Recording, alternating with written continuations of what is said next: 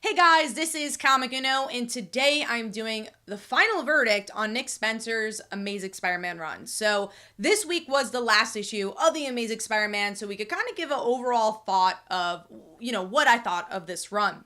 So honestly, when this run began, it was almost to a point where I was like, this could be my favorite Amazing Spider-Man run ever.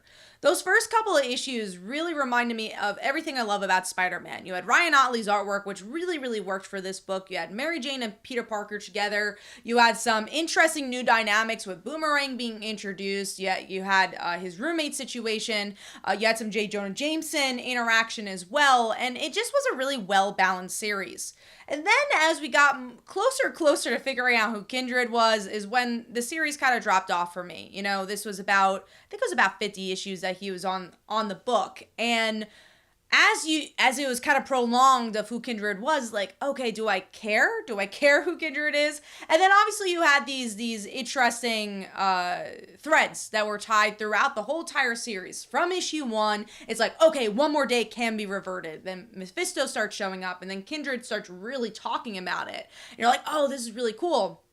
And then you get towards the end of the book, and you're like, okay, where is this going? And then there's so many jump the shark moments for me. And I think one of the biggest moments and one of the biggest turns was the reveal of who Kindred is. And I think that really brought the series down for me. And almost every issue, there wasn't really a lot of progression. And then we get towards the end, and, still same thing as we get to the last arc. Not a lot of movement until those last two issues as you get encounter Sin's past being reverted, which is like, yeah, great. No one likes Sin's past. I make that as a joke. I'm sure there's a few people that like Sin's past, but honestly, the majority is that not a lot of people like that arc.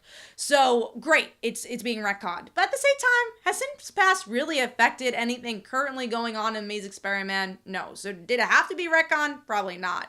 The thing that has, encountered every issue of Amazing Spider-Man is One More Day, because of the relationship between Mary Jane and Peter.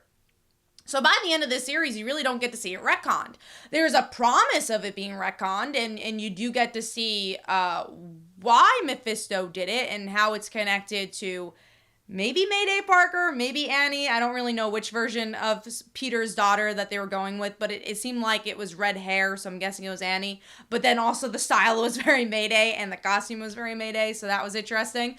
But they are the character that Mephisto is so scared of, which is why One More Day ended up happening. Which, great, that's good information, but will any other writer pick this up? Will Marvel really allow One More Day to be reverted? I don't know. It feels like one big tease. And that was kind of my biggest issue of the whole run, is that it all felt like one big tease with no real payoff.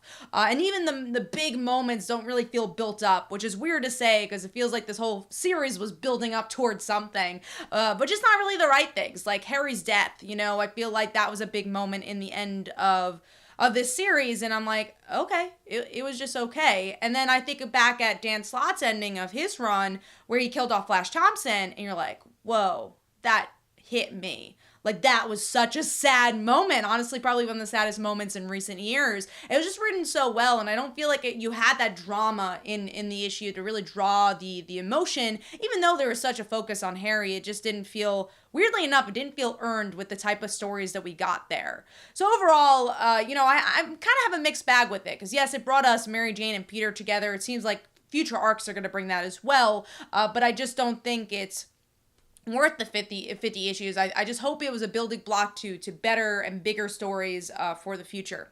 But let me know in the comments below, what did you think of Nick Spencer's run on Spider-Man? This is Comic Uno, and I'll see you guys in the next one. Bye.